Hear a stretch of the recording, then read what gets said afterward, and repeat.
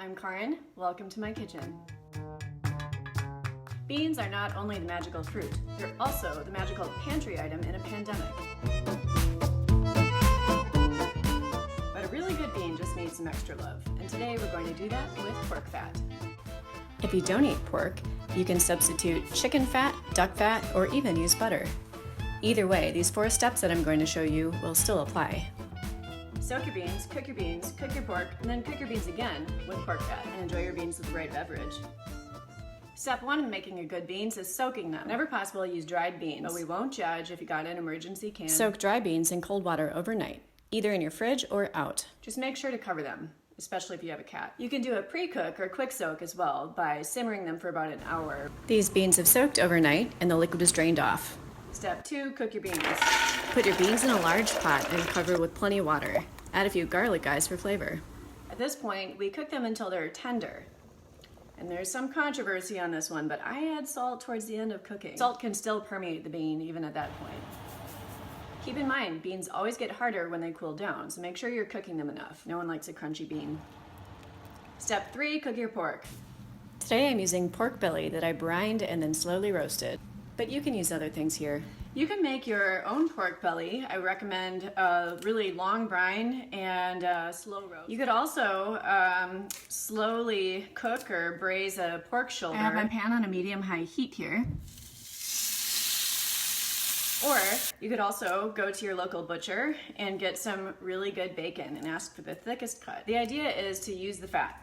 So whatever kind of pork you're using, use a fatty piece and save the drippings. I wish I could share this with you someday. This pork belly was cooked to 195 degrees, so that'll give it a really great fall apart texture. I'm draining off the extra fat here, but I'm not getting rid of it. This is gold. Step 4, use the fat to cook your beans. This pan is on a medium heat. I'm adding some mustard seeds.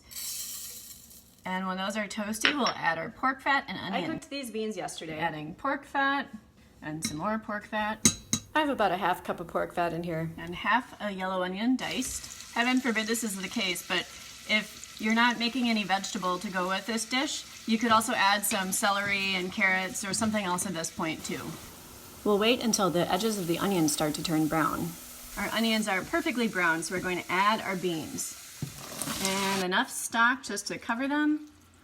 And a little bit, I'm adding some Mexican oregano and a little bit of allspice. You can get creative though. We're going to let our beans simmer in a pot here, but you could also do this in the oven. We want to cook them long enough so that they're extra tender and even some of them start to break down. The fat and the natural starch of the bean will give them a voluptuous texture. We're going to add some parsley, something green, a little bit of lemon, and do our final taste test. Those are some magical beans. The pork fat mixed with the natural starches of the beans makes this a truly voluptuous, savory dish. Well, beans are the magical fruit, but the more you eat, the more you want some fat tire. It'll perfectly cut the rich fattiness of the beans. Be sure to check out the promo code that New Belgium is offering for first-time orders through Drizzly. And while you're at it, take a look at thenorthstands.org and see how you can help folks who are really having a rough time right now in our hospitality industry. I'm Karin. Thanks so much for joining me today in my kitchen. Now get outside. Soak the beans. I'm Karin. Thanks so much for joining.